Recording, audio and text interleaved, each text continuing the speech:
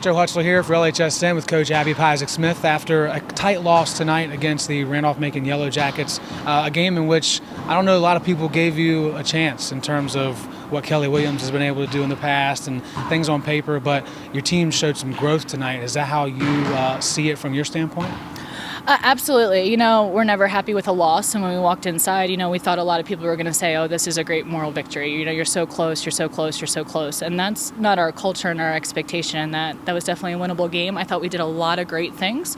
I thought we did a lot of things that we need to work on and learn. And, you're right. I got a ton of good luck texts for WNL and no good luck texts for Macon. And so, and I know that will come. I know we're new faces. I know we are up and down, and I know our record doesn't show it, but our staff knows what this team can do, and I think it showed tonight, late in the game when we ran a play and then I called another play and we executed, and Emily scores, a freshman in that big a situation.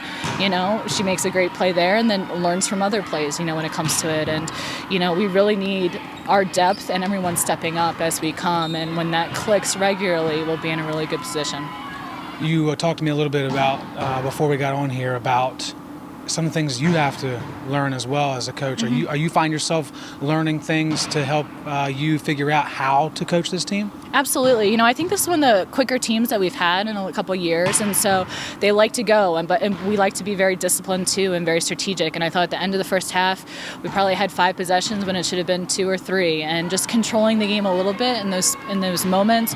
We've been working on it a lot in practice, and I think we continue to learn every game when it comes to that. And so absolutely, I think, as a coach, at the end, it's like, do we call a timeout here? Do we let them see a little bit, and trying to find that good balance on that to see how we, can make the best of it. And we're constantly learning and constantly trying to improve and get better.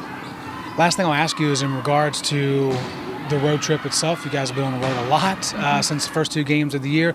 Coaches and players like to downplay that part, but coming into this atmosphere tonight with this young team, is it something to be proud of that they were able to handle that adversity and again be on the road? Absolutely. I mean, we've been on the road 6 games, and they have been really tough. We talked about it in there, how everybody is looking at our schedule saying, wow, they're on the road again, and I told them our job is to be the toughest team by the time exams come. So when we come back, that's when the magic happens. And so we're really working hard to find our identity and our toughness.